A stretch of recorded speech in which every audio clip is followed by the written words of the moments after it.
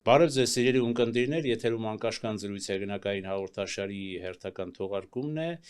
դիմում եմ այն ունկնդիրներին, ովքեր դեռ չեն հասցրել բաժանորդագրվել One Talk մեր YouTube-յան ալիքին, խնդրում եմ նրանց ընդամենը սեղմել զանգակոճակը եւ բաժանորդագրվել մեր One Talk YouTube-յան ալիքին։ Այսօր մեր տաղավարում է քաղաքագետ Լիլիթ Դարլաքյանը։ Տիկին Դարլաքյան, շնորհակալություն, որ ընդունել եք մեր հրավերը եւ մեր տաղավարում եք։ Եկեք խոսենք մի քիչ սկսենք ներքաղաքական զարգացումների մասին։ Ամերիկայի Միացյալ Նահանգների փոխնախագահ Ջեյ Վենսը մոտակա ժամանակներում այցելելու է, գալու է թե Ադրբեջան, թե Հայաստան։ Դրական թե բացասական սպասելիքներ ունեք այդ այցերից, հաշվի առնելով միջազգային բավականին լարված շիկացած իրավիճակը։ Դե դեռ չգիտենք այցի նպատակը, որտեղ իշխանությունները նշում են, որ Թրիփի վերաբերյալ է լինելու այցը, կտեսնենք, գիտեք, Ամերիկան գերհզոր պետություն է, երևի դեռ հեգեմոն է աշխարհում, դեռ բաժանում տեղի չի ունեցել, այսպես որ ասում են, աշխարհի հզորների միջև, կարող է եւ տեղի չունենա, եւ մենք չենք կարող զերծ մնալ Ամերիկայի Միացյալ Նահանգների շահերից տարածաշրջանում, իսկ այն որ ԱՄՆ-ն ունի շահեր, դա արդեն ակնհայտ է եւ Տրամպը դրա մասին խոսել է։ Մենք պիտի փորձենք, ես ողջունում եմ ԱՄՆ ցանկացած ներկայություն այստեղ, փորձենք դիվերսիֆիկացնել Հայաստանի արտաքին քաղաքականությունը, տնտեսական քաղաքականությունը, մենք դրա կարիքը շատ ունենք, մի կետից կախված լինելը ցանկացած կետից իդեպ սխալ եմ համարում, այսինքն այցը կլինի կհասկանանք, բայց ինչով է ուրեմն հատկանշական, որ Ադրբեջանն էլ է այցելում, որովհետև տարածաշրջանը ամբողջովին է կարևոր ԱՄՆ համար։ Ես միշտ տեսակետ ունեմ, որ Հարավային Կովկասի 3 երկրներն են պետք ուրեմն ԱՄՆ-ին, ընդհանրապես արևմուտքին։ Ես կարծում եմ գուցե ակտիվացում տեղի ունենա Վրաստանի ուղղությամբ փորձեն շփումներ սկսել, որովհետև Կոբախիձեն միշտ նշել է, որ պատրաստ է Տրամպի հետ հարաբերություններ կառուցել, քննադատում էին Բայդենի ռեժիմը, բայց Տրամպի ինտերվյուից հետո նշում էին, որ ԱՄՆ-ն ինչպես որոշի, հենց այդպես էլ ասել էր Կոբախիձեն, այդպես էլ կվարվենք։ Դա օրինակ է իհարկե։ Կարծում եմ Վրաստանն էլ կցանկանա, եթե իհարկե Տրամպը լուրջ է տրամադրված եւ խոսքը չի վերաբերում ինչ-որ ուղակի հայտարարությունների հերթական շոուների, այլ կոնկրետ ռեալ քայլերի Հարավային Կովկասում։ Այսինքն ձեր խոսքից հասկացա, որ բոլոր դեպքերում կա որոշակի, ինչպես նաև որոշակի շրջանակներ են ասում, այդ խնդիրը բոլոր դեպքերում ԱՄՆ-ի ազդեցությունն ավելի խորացնելու այս տարածաշրջանում, բայց դա հաշվի առնելով միջազգային իրավիճակը, Իրան, Ռուսաստան, այդ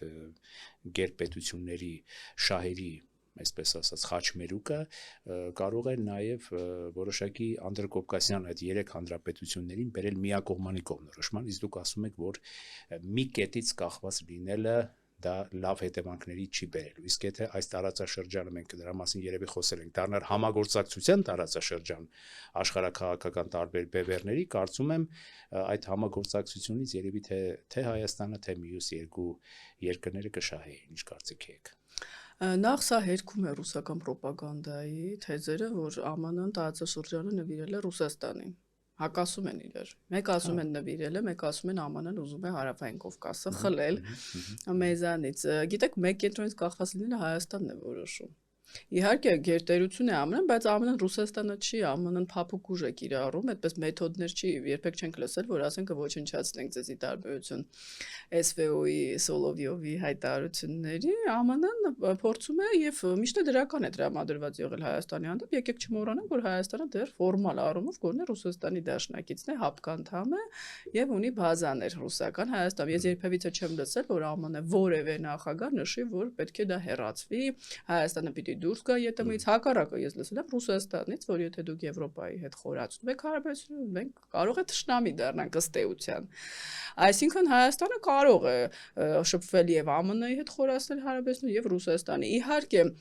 աշխարհաքաղաքական սրացումների պարագայում ես սպասում եմ դա ինչքան էլ Տրամպը չցանկանա ԱՄՆ-Ռուսաստան հարաբերությունների սրացման պարագայում, որտեղ շահերի բախում կա ակնհայտ, Հայաստանը ընտրության առաջ է կանգնելու, բայց գիտեք, մենք չենք կարող դրա դեմ գնալ, որովհետև process-ները միջազգային ասպարեզում տանում են հենց այդ ջրբաժանների եւ Հայաստանը այո ինչ որ պահի պիտի կատարի ընտրություն։ Իհարկե բոլորս էլ կցանկանայինք, որ ունենանք լավ հարաբերություններ եւ Իրանի հետ, եւ Թուրքիայի, եւ Ադրբեջանի, եւ Ռուսաստանի Հայաստանի, բայց չես կարող։ Դրանք մրցող կենտրոններ են եւ Եվրոպայի,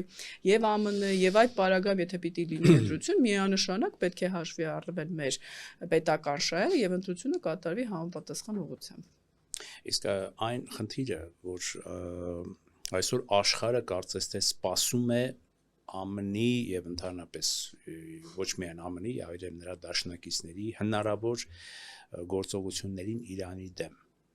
Կարող է դա արագացնել ձեր այդ ասած ընտրության պահը, այսինքն կամ արևմուտք կամ ոչ արևմուտք, այսպես ասեմ, էլի ընտրությունը կարող է այդ հանգամանքից ավելի արագանալ, այսինքն Հայաստանը կանգնի ընտրության առաջ այդ ռազմական գործողության հետևանքով։ Եվ առհասարակ հնարավոր համարում եք մոտակա ժամանակներում, որ Իրանը ներողություն, ԱՄՆ-ն հարվածներ հասցնի Իրանին։ Նախ ինքը Իրանն է ընտրության առաջ։ Իրանը պիտի ընտրի, Իրանի ղեկավարությունը, արդյոք նա շարունակելու է արևմուտքի հետ այս քաղաքականությունը, որը կործանում է Իրանի տնտեսությունը, գոնե նախագահ Փեզեշկյանը նշում է, որ այսպես այլևս անհնար է։ Նա նշեց, որ ինքը չգիտի ինչպես պետք է ինֆլյացիան, ուրեմն հակադարձել, այսպես ասեմ, լուծել այդ խնդիրը, կանգնեցնել ներողություն ինֆլյացիան, ինչպես պետք է տնտեսական խնդիրները լուծել, միակ տարբերակը սանկցիաները հանելն է եւ կոռումպացված ռեժիմի այսպես վերափոխումը։ Դա նախագահի խոսքերն են Իրանի, ոչ թե սորոսականների կամ արևմտամետների։ Մյուս կողմից Իսրայելը 12-օրյա պատերազմի ընթացքում բավական թուլացրել է Իրանի հակաօդային պաշտպանության համակարգերը, հատկապես հարավում, եւ որևէ խնդիր չի ունենա Իսրայելը հատկապես ԱՄՆ օգնությամբ Իրանում ուրեմն իրավիճակը ապակայունացնելու։ Սակայն Թրամփը փորձում է գնալ այլ լուծումների դեռ։ Չնայած ասում է, ես բոլոր լուծումների պատրաստ եմ։ Ուղղակի քանի որ ամերիկյան հասարակությունը ինքը դեմ է ռազմական որևէ գործողության, իսկ Թրամփը կախված է ԱՄՆ-ում հատկապես միջանկյալ ընտրություններում, ձայներից Գրենլանդիայում նա տեսանք, որ նա հետ քայլ կատարեց, դե որ Գրենլանդիան որտեղ Իրանը, որտեղ այն առումով, որ Իրանում ավելի բարդ է իրավիճակը, այստեղ միլիոնավոր բնակչություն կա, տարբեր շերտերից բաղկացած, արաբական երկրները դեմ են Պարսից ծոցի, որ այդ հարվածը լինի, որովհետև դա կապակայունացնի ամբողջ տարածաշրջանը, այսինքն Իրանը շատ բարդ է։ Այո, ԱՄՆ-ն կարող է լուծել Իրանում խնդիր, բայց դրա համար պետք է ցամաքային գործողություն, որին Թրամփը պատրաստ չի իր ընտրողների ուրեմն կարծիքի պատճառով, այսինքն այսպես երկատված իրավիճակ է։ Մյուս կողմից Իրանի ղեկավարությունը չի կարող շարունակել այս քաղաքականությունը, որտեղ ես կարծում եմ Թրամփը պիտի գնա տնտեսական ճնշման ճանապարհով, օրինակ իրանական նավթը եւ գազը տեղափոխող նավատորմը, տանկերները ձերբակալեն։ Դա կխեղդի Իրանի տնտեսությունը եւ նոր ցնցումների պատճառ կդառնա։ Գիտեք, ըստ թայմի 2 օրվա ընթացքում 30,000-ից ավելի զոհ է եղել, նաեւ ըստ Իրանում գործող բժիշկների, որոնք նշում են, որ ուրեմն օգնություն ցուցաբերել նույնիսկ արգելվում է ցուցարարների ցույցերի մասնակիցներին, դա այդ տվյալներն են։ Վերջնական հստակ տվյալ է։ Հստակ չի կարող լինել, որովհետև ցույցերը դեռ շարունակվում են փոքր քաղաքներում, գուցե ավելանա այդ թիվը։ Այնքան տարբեր կարծիքներ են հնչում։ Այո, բայց գոնե պաշտոնապես 3000 հոգի է, դա խայտարակություն է, խայտարակություն է։ Ես չեմ ասում, որ դա քիչ է, պիտի անպայման 30,000։ Այսինքն մարդիկ դա երբեք չեն մոռանա, գիտեք, կարող է Թրամփը մոռանա Իրանը, բայց մարդիկ չեն մոռանա, այսինքն արդեն կաղող բադիկ է, այդպիսի տերմին կա Իրանի հոգևոր վերնախավը, եւ ես նշել եմ, որ մեզ համար ձեռնտու է, որ Իրանում տեղի ունեն փոփոխություններ, որ Իրանը դեռ աշխարհիկ երկիր, բայց փոփոխությունները տեղի ունեն ոչ թե ռազմական միջամտության արդյունքում Իրանում, այլ վերնախավում փոփոխությունների։ Արդյոք դրանք կգնան, թե ոչ, մենք չենք կարող ասել, բայց այն որ կան դժգոհություններ հենց ռեֆորմիստների շրջանում եւ Փեզեշկյանը թույլ, բայց փորձում է քննադատել այսօրվա ռեժիմի, խոսելով, որ ինտերնետի սահմանափակումները պետք է անել, որտեղ դա տնտեսությանը վնաս է, տեսնենք, իրադարձությունները այնպես կարող են զարգանալ, որ մեզ համար նույնիսկ շատ անսպասելի լինի։ Ինտերակցիան, բայց այստեղ մի քանի A, B, G տարբերակներ կան Իրանի այդ վարչակարգի փոփոխության հետ կապված, որ զուտ հայկական շահերի նաև վերցնենք տեսանկյունից եւ նաև տարածաշրջանի, որ աշխարհիկ վարչակարգի հաստատումը, այսպես ասած կրոնական վարչակարգի հերացումը կարող է նաև բերի Իրանում պրո-ադրբեջանական տրամադրությունների, պրո-իսրայելական, չէ՞ որ մենք հիշում ենք նաև շահի վարչակարգը, որը պրո-ամերիկյան էր, ինչ-որ միտեղ պրո-իսրայելական էր, Իսրայելի հետ լավ հարաբերություններ, եւ հիմա մանավանդ այս տարածաշրջանում, երբ որ ըստ էության Ադրբեջանը դարձել է նաև Իսրայելի պրոքսի գործիքը ընդդեմ Իրանի կոնկրետ լավ գիտենք Ադրբեջանը իսրայելական փայլուն հարաբերությունները չէ կարծում որ ասենք այնտեղ վարչակարգի կտրուկ փոփոխության հետևանքով կարող ենք նաև մենք դուժել կոնկրետ Հայաստանը կարող է դուժել Ինչ է նշանակում պրո-իսրայելական Այսինքն Իսրայելի հետ նորմալ հարաբերություն ունենալը կոչվում է պրո-իսրայելական որն է ճիշտ որ ասեն պետք է Իսրայելը ոչնչանա Չէ եկեք Իսրայելը ավարտենք հետո Ադրբեջանը որտեղ Իսրայելն է Ադրբեջանի հովանավորը այստեղ որ նայում Այո Հիմա ինչ է նշանակում Իսրայելը պետք է ոչնչանա Դա ձեռնտու է Իսրայելին որ Իրանը այդպես ասի Իհարկե ոչ Չէ, ձեռնտու է Իսրայելին, որ Իրանը լինի սանկցիաների տակ եւ Իրանը համարվի Իսրայելին սպառնացող երկիր։ Իսկ ձեռնտու է, որ Իրանը զարգանա եւ չլինի սանկցիաների տակ, ունենա նորմալ զենքեր, ոչ թե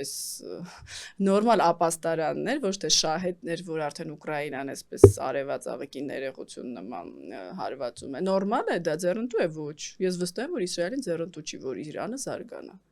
Իսրայելը այս ղեկավարությունը Հաջորդը ադրբեջանական բնակչությունը ընդհանրապես չի դուրս եկել փողոց տարօրինակ կերպով։ Թեկուզ քրդերը դուրս են եկել, ադրբեջանցիները ոչ, իհարկե, դրա մասին շատ է խոսվել եւ ադրբեջանական կայքերը ողջևորված չէին։ Իդեպ Թուրքիան էլ քննադատել է ԱՄՆ գործողությունները Այսինքն խնդիրը որն է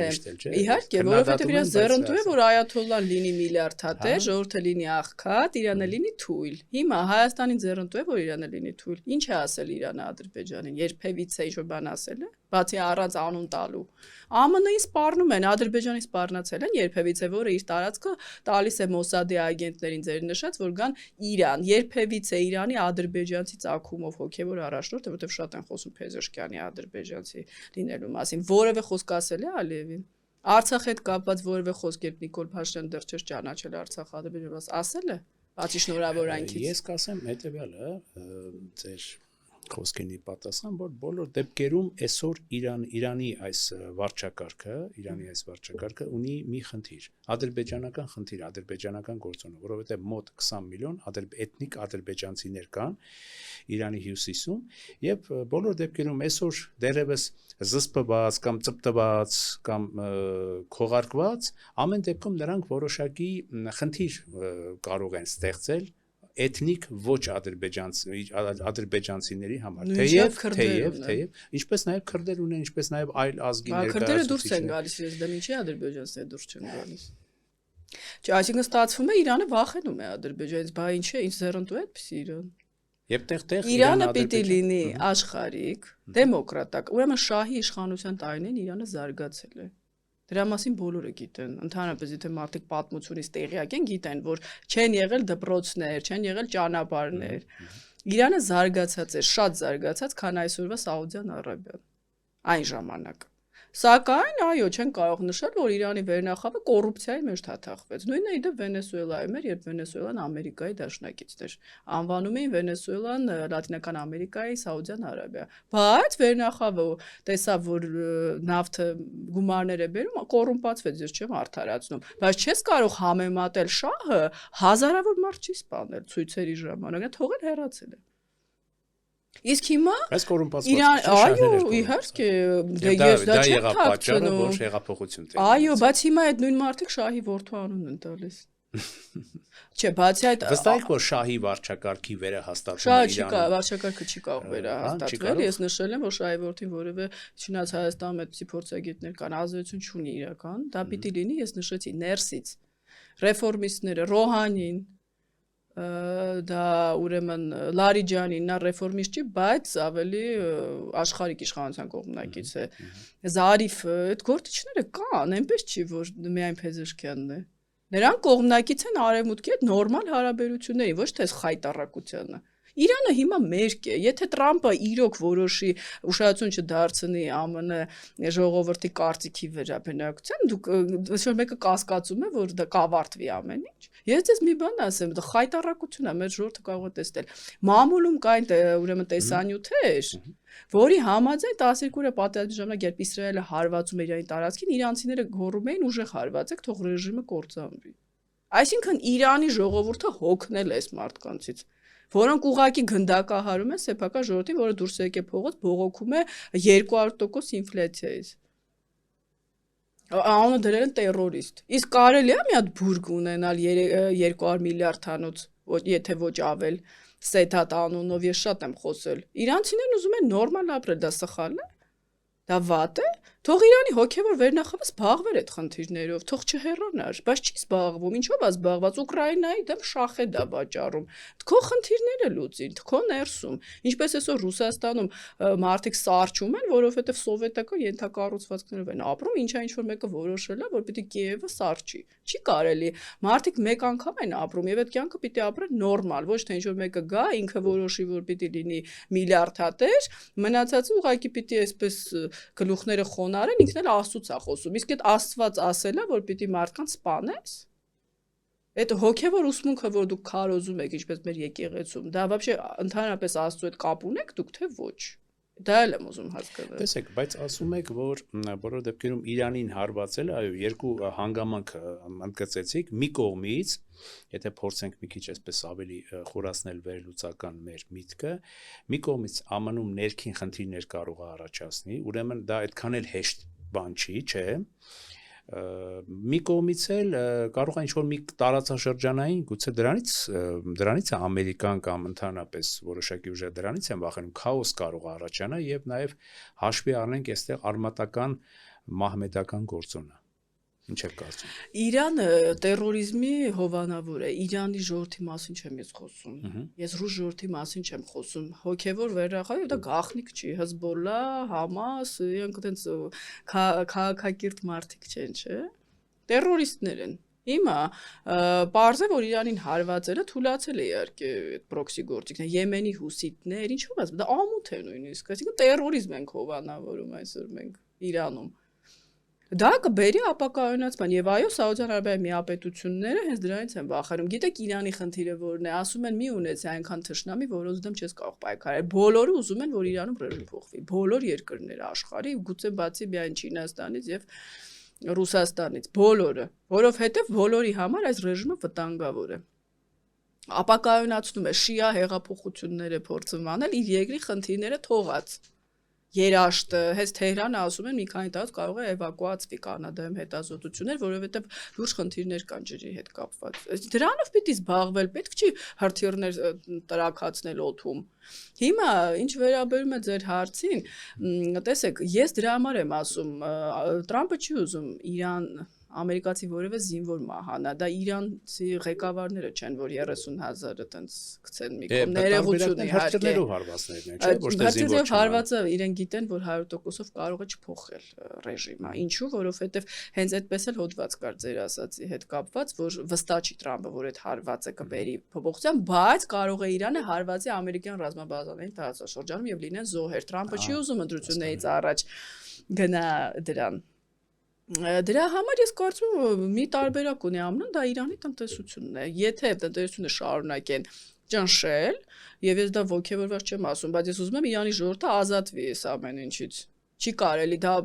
չի մոռացվում։ Մենք 10 զոհի մասին մարտի 1-ի ներողություն իհարկե տարիներով չենք մոռանում։ Դուք ասենք լսում 3000, կարծես 30,000 որ չի, ուրեմն ոչինչ։ Մարդիկ հացի խնդիր ունեն եւ ես չեմ ուզենա որ Իսրայելը խառնվի, Իսրայելը իմ համար դաշնակից չի։ Ես կուզենայի որ Իրանի ներսում տեղի ունեն փոփոխություններ եւ նախագահ Փեզեշքյանը ասեց ինչի հաշվին բարձրացնեմ աշխատավարձը, գումար չկա։ Երկրի նախագահ, որը ընտրվել է, հոգեոր առաջնորդը չի ընտրվել։ Նա միակ լեգիտիմ անձնավորությունն է, ոչ էլ շահի որդին, որ իրավունք ունի խոսել Իրանի ժողովրդի անունից, չնայած ամեն ինչ անում էին, որ նա չընտրվի, այդ թվում այստեղի դիմադիրները չգիտես ինչու նրա դեմ էին աշխատում։ Հայ հասարակ, իբր ադրբեջանցի է, իրանց հոգեոր առաջնորդը ադրբեջանցի չի։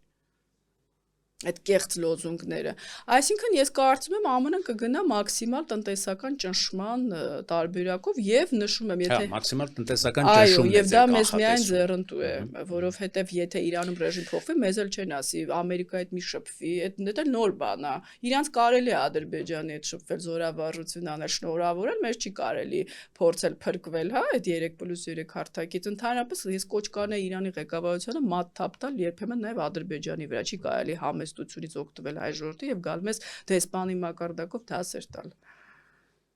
Վիրավորվել էին Տիկին Դալակյան։ Մենք էլ ենք շատ վիրավորվել։ Մենք էլ ունենք վիրավորվելու տեղեր, բայց իրանք էլ ասում են չէ, այդքան արագ շնորհավորել, կարելի էր սպասել մի քանի օր անցնի Արցախի պատերազմից։ Այստեղ մի փոքրիկ խորխորատ կա, ասում են, որ նաև դե եթե ձեր ղեկավարությունը Ես նշեցի դա մինչև Նիկոլ Փաշինյանն, դա հեքիաթ պետք չէ, անդադ ձեր մասին չի խոսքը։ Երբ որ անդադ ասում են, բա դուք ճանաչել եք, դա եղել է մի տարի հետո։ Մի տարի հետո բան չունեմ ասելու, բայց այն դեպքում, երբ Հայաստանի վրա հարձակվել էին, դաշնակիցը չկար, ես էլ լինեի կճանաչեի։ Ես ուղիղ ասում եմ հիմա, եթե Հայաստանը վտանգի տակ է, դու դիմում ես Ռուսաստանին, ասես Խովայավի պլանով պետք է մեզ վրա չհարձակվեն, ասում եմ ես չգիտեմ քո տարածքը, ինչ պետք է անի Հայաստանը։ Ես Նիկոլ Փաշինյանի աջակիցը չեմ, բայց այդ մի քայլը հաստատ ճիշտ եմ համարում։ Այլ հարց է, որ դա չի փակում Արցախի թեման։ Արցախը եթե ունենա ներկայացուցիչներ, որոնք իրենց մասին մտածեն, ոչ թե Ռուսաստանին թույլ գալու, ինքնորոշման իրավունքի հարցը միշտ էլ արդիական է աշխարհում։ Այո, հետաքրքիր է։ Երևի մյուս անգամ խոսենք Արցախյան որոշ հարցերից, որովհետև այսօր օրակարգը կարծես թե ձեր տեխնազուական թեման է, իսկապես հա չգիտեի ճիշտն ասած, իմացա, ուրեմն մյուս անգամ երևի պլանավորենք խոսենք դրա մասին։ Այ Տիկին Դալակյան, Թրամփը դարձյալ խոսենք Թրամփի կանխատեսելի կամ անկանխատեսելի լինելուց մի քիչ, այ տեսեք, Գրենլանդիա, Վենեսուելա, Կոլումբիա, Մեքսիկա, Կանադա, շատ Պանամա լավ ասեցիք։ Լավ, ինչ հասկանանք, այ հիմա քիչ եմ մի քիչ հեգնական ձևով ասեմ, Ռուսաստանին ու մյուսներին եմ մեղադրում, բան, այսպես իմպերիալիստական քաղաքականության, ծավալապաշտական քաղաքականության մեջ, բա դեմոկրատական համարվող ես դերության ոմանք որոշ շրջանակների կողմից երկրի նախագահ էս ինչ անում։ Կասեն չէ ոմանք։ Ես գոնե քննադատության եմ արժանում, որ Facebook-յանի մեջում Թրամփին քննադատում եմ, բայց ես ասում եմ, դա խնդիր չունեմ, ես արև մտամետ չեմ, այդ արհեստական Կներեք, թե ուղղակի փորձում եմ մատ թափ տալ, երևի կամ Ամերիկայի ուժը ցույց տալ, բայց դեռ ոչ մի բան էլ չի կարող անել։ Չէ, նա շատ բան կարող է անել, մենք տեսանք 3 ժամ կարող է հարցեր լուծել, մարդիկ 4 տարիա չեն կարող մի հատ հարց լուծել։ Նկատի ունեմ այս երկրների, այս թվարկած երկրների, բացի ավելի արագ կարող է անել, որտեղ դեպքում արեց։ Հա, Պանաման էլ փոքր երկիր է, Կուբան էլ իդեպ։ Կուբա, Գիտեք ինքը ինչու է կարող անել, ոչ թե որտեվ տենց շատ ուժեղ նախագահ մի կողմ ժողովուրդները տեղի պատրաստ են իրեն ընդունել։ Պետք չի ժողովրդին զզվեցնել։ Պետք չի այնպես անել, որ մարդիկ մեկին ընտրեն, մենակ Սերժ Սարգսյանը չլինի։ Դա է խնդիրը։ Դեմոկրատական երկրները ինչով են առավելություն ունեն, իհարկե շատ դեպքերում նաև թուլություններ, որտեղ հիբրիդ հարձակման առիթ են դառնում ընտրությունների ժամանակ, բայց մյուս կողմից օրինակ Ուկրաինայում ինչի չի ստացվում, որովհետև փորձում են Զելենսկու դեմ բողոք հրահրել, չեն կարողանում այդ մարդիկ ընտրել են այդ մարդուն։ Համ Փաշինյանին կրկնում եմ, այդ ժողովուրդը ընտրել է, ես չեմ գնացել ընտրությունների, բայց մարդիկ ընտրել են, էլի կընտրեն, էլի ինքը կլինի, եթե իհարկե չկեղծվի, բայց դա փաստեր չկա, չէ, դուք չեք ասել, որ կեղծված է, ընդդիմության մասին է խոսքը, սիրուն գնացել, նստել եք խորհրդանում։ Հիմա ինչ եք ուզում, այդ ժողովուրդը ում կընտրի, նա էլ կլինի։ Հիմա Ամերիկայի ժողովուրդը Թրամփին է ընտրել, ես չէի ընտրի։ Բայց այնպես էլ չի, որ Բայդենին կընտրեի, որովհետև երկուսն էլ շատ բացասական իդեպ հեղինակություն ունեին։ Երկուսն էլ լավ տեղեկանք էլի, օրինակ Բայդենն էլ երևի հասցրել էր այն աստիճանի ներքին քաղաքականության, օրինակ ես նույնիսկ մի շատ հայտնի ամերիկահայ տիկնոջ հետ էի զրուցում, որ այնպիսի բաներ էր պատմում Բայդենի քաղաքականության մասին, որ ինչպես ասում են, մարդու մազերը բիզ-բիզ էին կանգնում, որովհետև ներքին դաշտում Բայդենը շատ իր ասելով անհարկի մսխումներ, եւ փաստերով էր նա խոսում, անհարկի մսխումներ է կատարել, այսպես ասած այնպիսի հարցերում, որ նույնիսկ կոռեկտությունը ստույլ չի տալիս խոսել այդ հարցերի վերաբերյալ եւ բնականաբար ժողովրդի համբերության բաժակը լցվել էր եւ անիշխանություն էր կարծես թե արդեն սպառնում լիակատար Ամերիկայի Միացյալ Նահանգներում, իսկ Թրամփի իդեմս Թրամփի ոմանք տեսան ուժեղ ձեռք։ Գիտեք, այսպեսի մի արտահայտություն կա քաղաքագիտության մեջ թեորիա, եթե ցախ կողմը շատ է թեքվում Ձախակողմյան, աջ կողմը հետ է գալիս։ Այսինքն ուժեղ ձախերին, ուժեղ աչերն են մաքսիմալիստական։ Կոնսերվատորները, կենտրոնամետները չեն երևում։ Այս սև սպիտակն է այնտեղի։ Բայդենի ձախը այնքան ձախ էր արդեն, այդ ինկլյուզիվ քաղաքականությամբ, գենդերներ, չգիտեմ ինչով, չեմ ուզում շատ բացասական խոսեմ։ Այո, հիմա էլ Թրամփի քրիստոնեոց շատ չափից դուրս արդեն եւ շատ հարցերում շատ դեպքերում եկե ձևակայ։ Օրինակ Նիգերիայում քրիստոնյաներին գնդակահարում են, հա, քննադատում են, բայց քայլ չի անում։ Ուղղակի եկեղեցիներից գող գողանում են քրիստոնյաներին հարյուրներով բայց ինչով էր պայմանավորված Տրամպի ընտրությունը շատ հետաքրքիր թեմա է գիտեք արծարծում ամերիկյան ընտրական համակարգը պետք է վերափոխվի այդ երկուսակցական համակարգը ինքը բուրգ է որ ասում պետություն պետության մեջ նոր տեխնացուների հնարավորություն չէին տալիս ինչի նոր կուսակցություններ էլ չկան տեքին տալիս դեր կուսակցությունները մի կողմ օրինակ հանրապետականում Նիկի Հեյլին նա ԱՄՆ ներկայացուցիչներ մակում ըստ հարցումների նա կհաղթեր եւ Բայդենին եւ Տրամպին սակայն նրան չթողեցին որ ինքը պրայմերիզներով չհաղթեց իսկ պրայմերիզին ովքեր են մասնակցում տեղի կուսակցական անդամները ակտիվ ժողովուրդը չի այսինքն ժողովուրդը ընտրում են նրանց ում իրենք ընտրել են արդեն Այդ երկուսի մեջ, բարձ է, այդ երկուսի մեջ Բայդենը, որը առողջական ակնհայտ խնդիրներ ունի, իհարկե հաջորդի հանդեպ շատ դրական քայլեր է արել, ցեղասպանությունն է ճանաչել, փորձում էր Ադրբեջանի զսպել։ Մեր բանը փաստացի ղեկավարը փաստորեն ասում է, որ մենք միայն դեմոկրատական վարչակարգից տուժել։ Ես քննադատել եմ մեր փաստացի ղեկավարի ասածը, ես զգուշացրել եմ, որ չգիտես Տրամպից հետո ով կլինի իշխանության դեմոկրատ թե հանրապետական, եւ չգիտես Տրամպը 4 տարի կղեկավարի թե որքան, պետք չի այդպիսիք քայլերի գնալի դեպ ես ձեզ ասեմ օրինակ Զելենսկուն ինչու են բարձր գնահատում նա երբևիցե վատ չի խոսում դեմոկրատների մասին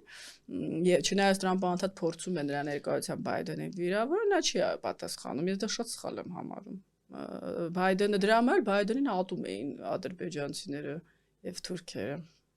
Ինչ վերաբերում է Տրամպին, Տրամպը ինչ-որ առումով դրական քայլեր անում է, նա բացի հայտարարությունը, այո, ինչ-որտեղ գործում է, բայց դուք ճիշտ եք, ինքը շոումեն է, այնց հայտարարություն է անում, վախեցնում է, ինքը գիրք ունի, շատ հետաքրքիր դեպք գիրք է մեր, ուրեմն ինչպես գործարք կատարել, այսպես հայերեն թարգմանել։ Հա, ինքը նաև շատ է խոսում այս գործարք բառը շատ օգտագործում, չէ՞։ Շատ հետաքրքիր գիրք է եւ նա հիմա դա է անում, ասում է, քայլ առաջին, մաքսիմալ վախեցնում ես։ Քայլ երկրորդ, եթե տեսնում ես դիմադրում ես, սկսում ես բանակցել, չի դիմադրում, գնում ես առաջ։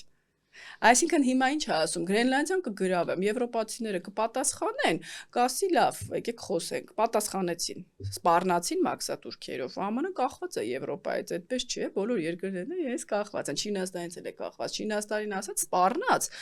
Սին ասած ես էլ քեզ եմ սպառնում, էլ չի խոսում, Հնդկաստանին սպառնում է եւ անում է։ Հիմա նույնն էլ այս դեպքերում նա այսպես տպավորություն է ուզում ստեղծել, ուժեղ լիդեր մեր երկրում է, հաճախ վերածվել ուժեղ բանակցող, ես չեմ հասկանում ինչ է նշանակում այսինքն ուժեղ խփես ձեռքը թե ինչ ուժեղը պիտի իր տակ ունենա հիմք ինչով եք դուք ուժեղ խելքով թիմով ծրագրերով թե ուղղակի պարապած եք կներեք էլի ֆիզիկապես դա եմ ուզում հասկանում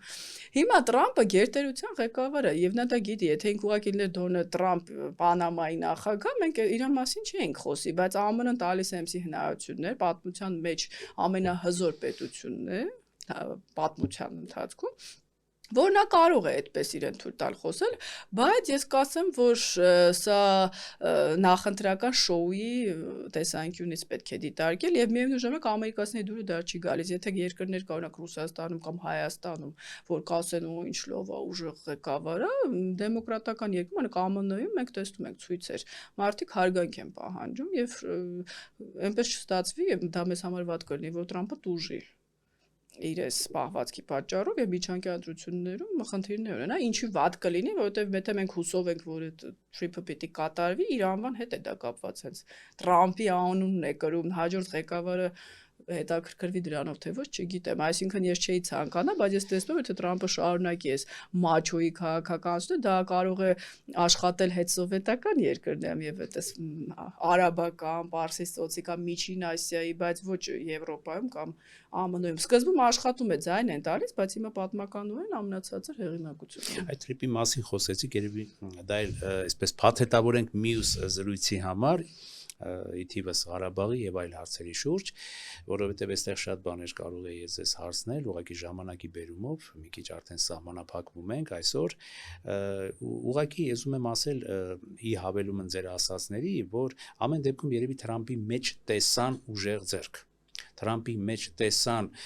կոնֆլիկտներին հաղթահարող կոնֆլիկտ, որովհետև արդեն աշխարհը նաև հոգնում էր, նաև վատ իմաստով հոգնում էր ռուս-ուկրաինական հակամարտ եւ տարբեր տարածաշրջանային, իսկ Թրամփը հույս ներշնչեց մի զգալի հատվածին, որ կգամ ու կանեմ։ Ես անող մարդ եմ, էլի տեսեք դեմոկրատները, դե Բայդենը ծերացել է, բան անդադ ինչ-որ բաներ եւ այլն պատերազմները շարունակվում են արյունահեղությունը, ես կգամ ու կլուծեմ եւ նաեւ ինչ-որ միտեղ հույս ա ներշնչել, այդ վերջին արտահայտությունը չգիտեմ դուք լսել եք, թե ոչ, որ նա Պուտինին ասել է, որ այ դու թող էլի այս տարածաշրջանում հայ-ադրբեջանական եւ այլն նայել ասել է նույնիսկ այսպես օթում կախված մի խոսակցություն է, բայ այդ ոնց եղավ որ ես չէի կարողանում այս խնդիրը լուծել, դու եկար ու խնդիրը լուծված չի։ Լուծված չի։ Իհարկե լուծված չի։ Երբ կբացվեն սահմանները, կկնքվի խաղաղության պայմանագիրը, մենք կխոսենք խնդրի լուծման մասին։ Ոչ մերձավոր արևելքում է լուծված, ոչ Կամբոջայում է լուծված, ոչ ուրեմն Աֆրիկայում է լուծված, Կոնգոյում, ոչ միտեղ լուծված չի, ուղղակի սառեցված են։ Ուկրաինայի մասին էլ չեմ էլ խոսում, հակամարտությունները։ Բոլորը սպասման մեջ են, գիտեք, այդպեսի եւ դա շատ բացասական տպավորություն է թողնում։ Սպասում ես, որ հեսա մի բան պիտի պայթի։ Դրա մասին Եվրոպայի լիդերները խոսեցին, որ 2025 թվականը կոնֆլիկտներով ամենալի տարին էր, չնայած Թրամփը արդեն իշխանության էր, ոչ էլ Վենեսուելայում է ավարտված։ Այսինքն Թրամփը սառեցրել է ինչ-որ առումով, Համասը զենքերը նույնիսկ վայր չի դրել, տեսնենք։ Թուրքիան սահմանը չի բացում, հուսով են կբացի, ասում են, որ պիտի բացի։ Դա մեզ համար կարևոր է։ Այսինքն ես դեռ Թրամփի հետ հույսեր ունեմ, այնպես չի, որ ավարտվել է նրա ժամկետը, բայց շատ ճիշտ եք, քանի որ Թրամփը գոնե ինչ-որ հստակ ասում է իր քայլերը, մարդիկ հասկանում են Բայդենի արդեն վերջին ժամանակահատվածը, իդեպս քննադատում են նաև Ուկրաինայի հետ կապված Բայդենի քաղաքականությունը, այսինքն զենքը կաթիլ տալ, որ չպարտվի, կամ պիտի ավարտես, կամ կներես ընդհանրապես գործ չունես։ 4 տարի Զելենսկին քննադատեց եվրոպացիներին, բայց դա նախկին Բայդենի քաղաքականությունն էր, որ հիմա դուք ինչ եք ուզում։ Կամ ավարտեք, զինեք եւ կարող եք դա անել, օգնեք եւ ուրեմն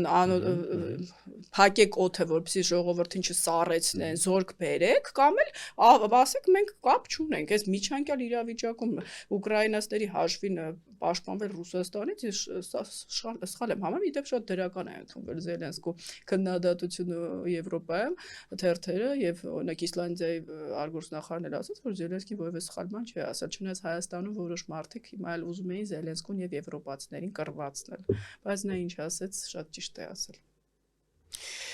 Կարծում եմ կոնֆլիկտը բոլոր դեպքերում մոտենում է հանգուցալուծմանը, հանգուցակետին եւ ամեն դեպքում կախված է Թրամփից։ Ամեն դեպքում աստված տա այդ կոնֆլիկտը վերջը ավարտվի խաղաղության եղբայրասպան այո այդ կոնֆլիկտը ավարտվի խաղաղության պայմանագրի կնքումով։ Տիկին Դալական, շնորհակալություն այսօրվա համար, կարծում եմ հետագայում նույնպես կհանդիպենք եւ կզրուցենք կարևոր թեմաների շուրջ։ Եթերում անկաշկան զրույց հեղինակային հաղորդաշարի հերթական թողարկումներ, մեր տաղավարում էր քաղաքագետ Լիլիթ Դալակյանը, ես կրկին դիմում եմ մեր այն ունկնդիրներին, ովքեր հետևում են մեր թողարկումներին, բայց դեռ չեն հասցրել բաժանորդագրվել մեր One Talk YouTube-յան ալիքին, խնդրելով նրանց ընդհանրապես սեղմել զանգակոճակը եւ բաժանորդագրվել One Talk YouTube-յան ալիքին։ Շնորհակալություն այսօր այսքանը կհանդիպենք։